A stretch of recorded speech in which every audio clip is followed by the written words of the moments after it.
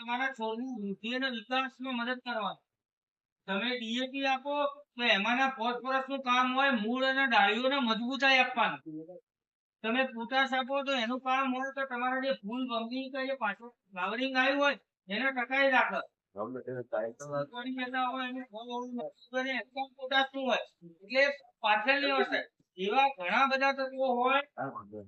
Molybdenum હોય, cobalt હોય, copper હોય, ઝીંક હોય, આ બધા તત્વો તમે ક્યારેય આપતા જ નથી. એ બધા તત્વો તમને ક્યારે ખબર પડે જો તમે તમારી જમીનનો આદર્શ નમૂનો લીધેલો હોય તો બધું એકદમ નાનો છોડ હોય શાકભાજી કર્યા પછી તોડથી પીળો પડવાનું શરૂઆત થાય એટલે આપણે એગ્રો સેન્ટર પર જઈએ કે મારી ડાંગર પીળી પડે છે. એટલે હમણાં કોઈએ કીધું પેલો મલ્ટી ઝીંક આવે ના ઝીંક આવે 5-5 કિલોના કોથળા આપણે ના ખાઈએ અઠવાડિયાથી ફરક ના પડે એ પાછું પછી બીજી કોઈ દવા આવે. પણ ટૂંકમાં આ ઘાસ મારાની ઈયળ એવી છે કે શરૂઆતના તબક્કે આવે તો થોડી કિલો પડી કઈ જાય બળની અંદર કાણા પાડે આની સફેદ કલરની ઈયળ હોય એમાં ભરું એટલે બધું કાળું હોય. ડાંગર પાકવાના સમયે આવે તો એ ડાંગરનો છોડ બીજા છોડ કરતા થોડો ઊંચો તમને લાગે જેને તમે પીચીનો રોગ કહેતા હોય. દૂરથી તમને ખબર પડી કે આખી ડાંગરનો પેગર લીલુંછમ હોય એટલા છોડ હોય ને થોડા સફેદ જેવા તમને દેખાતા. આ પણ ઘાસ મારાની ઈયળનું એક ઓળખી. આ પેલી ઈયળ ની વાત. બીજી જીવાતોની વાત કરીએ આપણે તો દુસરા પ્રકારની ઘણી બધી જીવાતો આવતી હોય. મોલો મચ્છી આવે, સફેદ માખી આવે, લાલ પાન કથીરી આવે, થ્રિપ્સ આવે, પછી પેલા લીલા તરતડિયા તમે ડાંગરના પાકમાં જતા છોડમાં તો તર જેવો અવાજ આવે ઉઠતા હોય ડાંગરના લઈ. આ બધા થયા ચૂસિયા પ્રકારની જીવાતો. જેમ સાહેબે કીધું ને કે બાજુમાં ખેતરમાં કોઈ એક થેલી નાખી હોય તો આપણે એના કરતા પાણી પર ડાંગર ખેડવા માટે બીજી એકાદ થેલી અંદર નાખી દઈએ. એના લીધે ડાંગરના પાકમાં રસ વધે, એકદમ કુમાસેરી વધે, રસના છોડ થાય. એટલે જેટલી મેં તમને ચૂસિયા પ્રકારની જીવાતો કહી ને એ બધી જ એના તરફ આકર્ષાય. એક તો આપણે ખાતરનો ખર્ચો વધારે કરીએ અને ઉપરથી ચૂસિયા પ્રકારની જીવાતોને એની તરફ આકર્ષાય. એના માટે દવા કેટલી થાય? મોનો નાખીએ, એસિડ નાખીએ, ઈંડા ચોપડીએ, કોઈ છે કોઈ ખાયો નીચો સામે છે. જ્યાં જ્યાંથી દવા નાખવાની દર અઠવાડિયે ડબલા લઈને પહોંચવાના. તમે જયારે એક્સપોર્ટની વાત કરો ને અમદાવાદની આજુબાજુથી મોટા ત્યાં આખી કમ્પ્યુટરાઇઝ સિસ્ટમ મૂકેલી એ કોઈ દિવસ દવા ના થાય.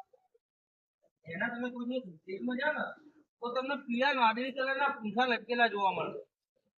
કોઈ દિવસ કોઈ વિઝિટમાં જાઓ તમે જે માટી વગર ખેતી કરે ખાલી એક ડબલું હોય અંદર એના મૂળ હોય 2-4 પતરા મૂકેલા હોય કમ્પ્યુટરમાં એક ટીપ પાડે 2 કેમેરા એટલે એક ટીપું જ પાણી એના છોડને મળે આખા દિવસ. એ લોકો કોઈ દિવસ દવા વાપરે નહીં. આપણે પૈસે ટકેલો બી છે પણ પાણીનું રીતે સુકી જઈને આપણે દવા છાંટ કરીએ છીએ. આ જેટલી મેં તમને ચૂસિયા પ્રકારની જીવાતો કહી ને એ બધી ચૂસિયા પ્રકારની જીવાતોની 2 લાક્ષણિકતાઓ. પહેલી લાક્ષણિકતા કેવી કે તમે કોઈ પણ પાક કાપો ને એટલે જીવડા ઉગતા હોય છે તમને ખબર હોય. એ વખતે જો આપણે પીળા કલરનો શર્ટ પહેરીને જઈએ ને બધા જીવડા પીળા કલરના શર્ટ ઉપર ચોંટી જાય. આપણે બધા વર્ષોથી જોતા આ એની પહેલી લાક્ષણિકતા. પ્રકારની જીવાતો કઈ બધાને પીળા કલર તરફ આકર્ષણ હોય એટલે પીળા કલર તરફ એ આકર્ષાય. એની બીજી લાક્ષણિકતા શું હોય? તમે મોલોમાંથી સફેદ માખી નીચે પડવા એટલે શું થાય? નીચે પડો ડાઘો પડે. ડાઘો જ પડે ને મરી જાય. એનું શરીર એકદમ નાજુક હોય. આ તમારા લીલા તરતડિયા હોય, લાલ પાન કથીરી હોય, મોલો મચ્છી હોય, આ બધાનું શરીર એકદમ નાજુક હોય. એટલે આ 2 લાક્ષણિકતાઓ થઈ. એક તો પીળા કલર તરફ આકર્ષણ હોય અને બીજું તેનું શરીર એકદમ નાજુક હોય. આપણે વર્ષોથી જોતા આવ્યા પણ જેમ બાપુ જતા રહે મને આટલું બધું પણ સાંભળવા ના ઉભા રહે. એમના મનમાં હતાશા હોય. આપણે વર્ષોથી જોતા આવ્યા આપણે ઘઉં પર ડાંગર કાપીએ એટલે પછી એ સિઝનમાં પીળા ઉગતા હોય બરાબર. પીળા કપડા પહેરી જતા હોય તો એની ઉપર જીવડા ચોંટતા હોય. આપણે એનો ઉપયોગ ના કર્યો, કંપનીઓ એનો ઉપયોગ કરતો હોય ને જેને દવા છાંટ્યા વગર પોતાનો ભીંડો પોતાની ડાંગર તમે ડાંગર કરીને ક્યાં બાવળામાં વેચવાના બધા અમદાવાદ જવા. પેલાની ડાંગર સીધી કુવેતમાં જાય, સીધી સાઉદી અરબમાં જાય. તમારી ડાંગરનો શું ભાવ મળે? 250, 300, 400, 500, 700